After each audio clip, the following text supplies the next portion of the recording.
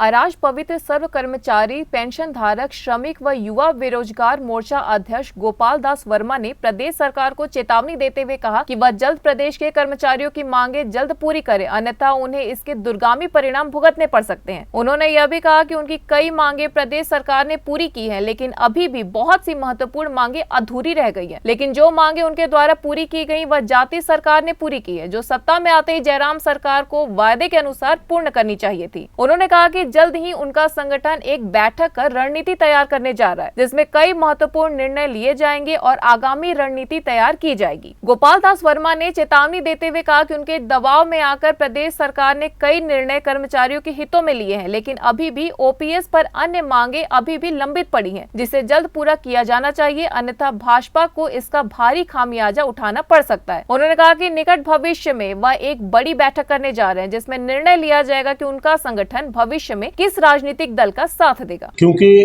हिमाचल प्रदेश सर्व कर्मचारी पेंशनर श्रमिक युवा बेरोजगार संयुक्त मोर्चा ने सरकार को 2 महीने पहले नोटिस सर्व किया था कि आप 10 अगस्त से पहले ये जो कर्मचारियों की मांगे हैं, जैसे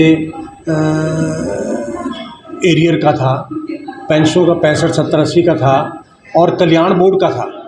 जो पेंशन कल्याण बोर्ड के गठन करने की बात की गई थी वो सरकार ने की है और उसका गठन किया, और उसके बाद सभी जितने प्रदेश के भीतर जो पेंशनर की 5-6 यूनियन थी, इकट्ठे मिलकर संयुक्त सलाहकार समिति की बैठक हुई।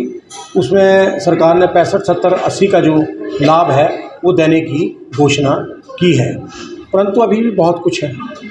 अभी भी जैसे कर्मचारियों और पेंशनों को एरियर देना है, और वो भी एक मुश्त हमने बात कही है कि एक मुश्त वो जो है 2016 से वो कर्मचारियों और पेंशनों को दिया जाए। तो ऐसे कुछ मामले अभी लटके हुए हैं सरकार के पास। और दूसरा हिमाचल प्रदेश सर्व कर्मचारी पेंशन श्रमिक युवा बेरोजगार संयुक्त मोर्चा ने 15 सितंबर 2022 को कार्यकारिणी की बैठक रखी है। उस बैठक के अंदर फैसला लेंगे, जैसे विधानसभा के चुनाव हो रहे हैं, कि किस पार्टी को समर्थन देना है, किस पार्टी का विरोध करना है, और उसमें ये फैसला लिया जाएगा। क्योंकि आप देखिए 2.5 लाख कर्मचारी हैं, 1,90,000 पेंशनर हैं, 1,40,000 मजदूर हैं, 12 लाख बेरोजगार हैं। और ये जो संयुक्त मोर्चा है ये पिछले 20 सालों से ये हर पार्टी जो ठीक है, जो सरकार ठीक करेगी उसका समर्थन करेंगे, जो नहीं करेगी तो उसका विरोध करेंगे। तो हमने ये बैठक रखी है और उस बैठक में ये महत्वपूर्ण फैसला लिया जाएगा। और जैसे भी आप देखिए कि कुछ जो सेल्फ स्टाइल लीडर हैं कर्मचारियों में, जो एक्सटेंशन पे चल रहे हैं, सरकार ने 6-6 महीने की उनको एक्सटेंशन दी है, वो कह रहे हैं कि गोपाल दास वर्मा का घेराव करेंगे। अरे भैया, किस बात पे? हमने कोई कर्मचारियों का विरोध नहीं किया, हमने पेंशनों का विरोध नहीं किया, हमने तो वो मांगे उठाई है, परंतु वो ऐसे लोग हैं, कुछ भ्रष्ट जो राजनीतिज्ञ हैं, और उनके इशारे पे ये बोल रहे हैं। मुझे फ़र्क नहीं पड़ता, मैं तो जब निकला हूँ तो मैं निकला हूँ। मेरी कार्यकारिणी में 240 कर्मचारी नेता हैं और मैं कोई अकेला थोड़ी नहीं हूँ। और जब भी कोई बात हो मैं कहता हूँ तो सरकार भी झुकती है और कर्मचारियों के मसले हल होते हैं।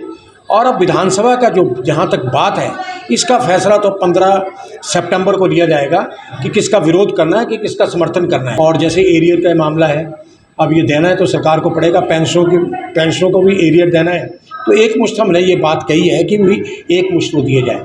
और दूसरी बात, एक बात और है कि मुख्यमंत्री से मेरी बातें हुई है, मुझे बुलाया था मुख्यमंत्री ने कि जैसे हमने सोलन प्रेस कॉन्फ्रेंस करी, नाहन में करी, दूसरी जगह करी, सब जगह करी, कर्मचारियों से मीटिंगें करी, बैठकें करी, और तभी तो आज ये हुआ है, तभी तो इसका फल मिला है कि नोटिस तो हमने सर्व किया था सरकार को। देखो ना जी, हमने कहा था भी 10 अगस्त से पहले ये कल्याण बोर्ड का भी गठन हो और पेंशनों को, कर्मचारियों को ये मांगे की जाए, तो सरकार ने तुरंत माना।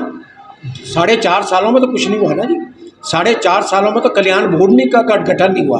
अब वो जो घनश्याम शर्मा को बनाया वो हमारा अजीज है, हम देखिए मेरे साथ रहा, वो कांगड़ा एनजीओ फेडरेशन का वो प्रेसिडेंट था। तो हमने तो जो बात उठाई वो सरकार ने मानी है, पर फिर भी ऐसा है कि चुनाव हो रहे हैं, इस 15 सितंबर को हम राजनीतिक मंच पे जो है फैसला लेंगे कि किसका समर्थन करना है। देखिए, बीजेपी सरकार ने नहीं किया, कांग्रेस ने कह दिया हमारी सरकार आएगी तो हम ओपीएस बहाल करेंगे। आम आदमी, देखिए रेवड़ियाँ सब बांट रहे हैं, चाहे आम आदमी पार्टी है, चाहे कांग्रेस है, चाहे बीजेपी है, परंतु सवाल ये है, एक सवाल ये है कि कौन दे सकता है कि कौन कर सकता है। प्रश्न इस बात का है। मैंने ये जो एनपीएस और ये जो लड़ रहे हैं अभी, 1 साल पहले कहा था आप हमारे साथ आ जाओ, मैं 1 महीने में करा दूंगा। यानी कि आप कह रहे हैं हमारे साथ, हमारे संगठन के साथ आओ। आज भी कह रहा हूँ मैं, आज मेरा खुला चैलेंज इनको, आप हमारे साथ जुड़िए, हमारे संगठन के साथ जुड़िए, हम 1 महीने में करा देंगे। यानी देश के प्रधानमंत्री नरेंद्र मोदी ये जब हिमाचल प्रदेश के प्रभारी थे तो हम दीपक होटल है शिमला में एक, वहाँ चाय पीते थे हम भी, ऐसी बात नहीं है। नरेंद्र मोदी ने खुद माना कि जो हिमाचल प्रदेश के कर्मचारी हैं भैया, राजनीति में इनका सारी दुनिया में इतिहास लिखते हैं, ये हिंदुस्तान में तो लिखते हैं। तो मैं आपने बिल्कुल आप ये बात सही कही, कोई संगठन तो चाहिए। ये ठीक है लड़ रहे हैं, 1,32,000 इनकी स्ट्रेंथ है आज हिमाचल प्रदेश में, इनकी जो ओपीएस के लिए लड़ रहे हैं। परंतु सवाल क्या है, सवाल मैंने 1 साल बिलासपुर में पहले पत्रकार सम्मेलन किया था, तो मैंने वहाँ कहा था, मैं कहा हमारे साथ आ जाओ, हम इसका हल निकालेंगे। वो हमें पता है कि कैसे हल निकलना है। हल किसी पॉलिटिकल पार्टी के पास नहीं है, हल हमारे पास है, क्यों कर्मचारियों का मामला है। तो आज मैं इनको ये कह रहा हूँ, आइए हमारे साथ, हम इसको तो 1 महीने में इनको देंगे ठीक ढंग से डिसाइड करके। N1 लाइव की स्पेशल रिपोर्ट।